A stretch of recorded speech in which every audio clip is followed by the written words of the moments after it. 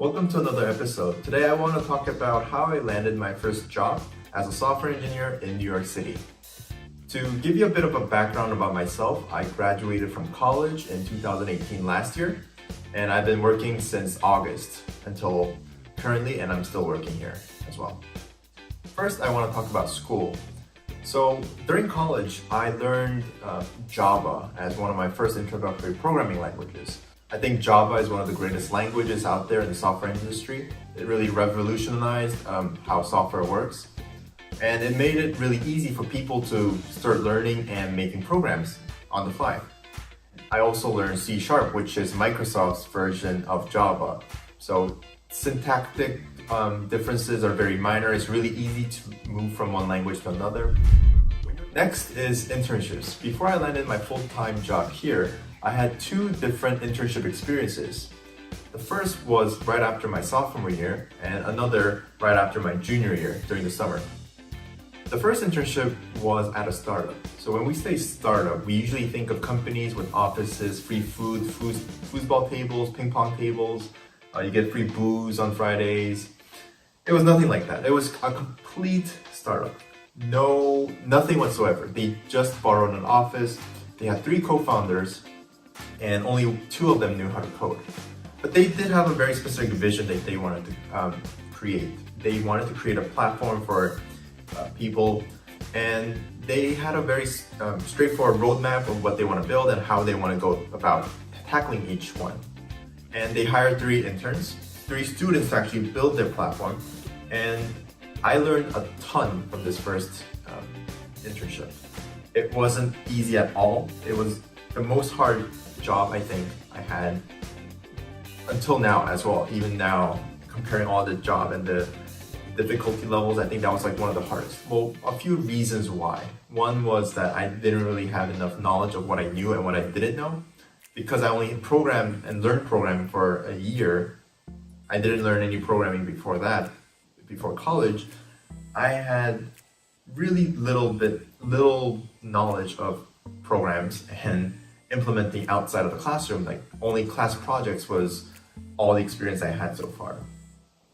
And I would learn, I think by the end of the first internship, I learned so much on how to tackle issues. Like you just spend tons and tons of time just Googling issues, finding Stack Overflow questions and answers.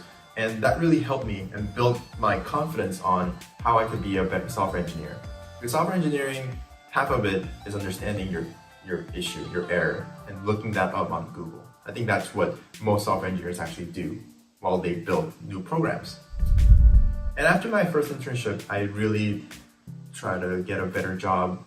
So I started preparing for my next internship. So I thought of updating my resume, making it really shiny and making sure that I have the right keywords and the companies would be interested in my resume.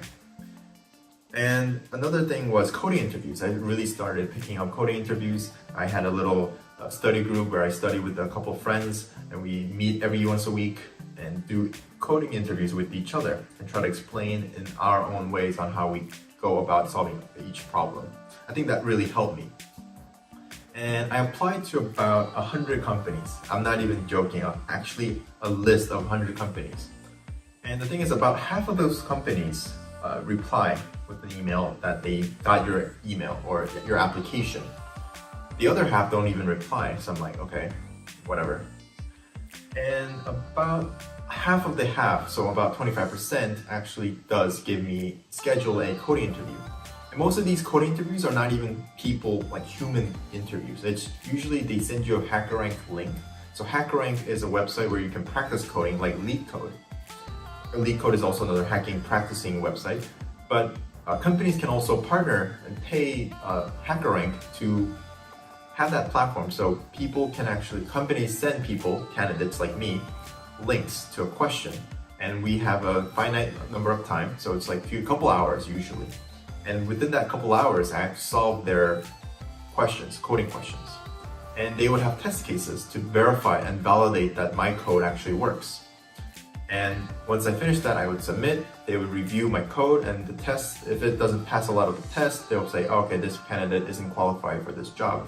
And they wouldn't really bother saying, oh, sorry, but we don't think we'll go any further. or if they like you, and even if you don't pass all the tests, sometimes you get to the next round. So it really depends on the company and how many applicants they have, and the performance of other applicants as well.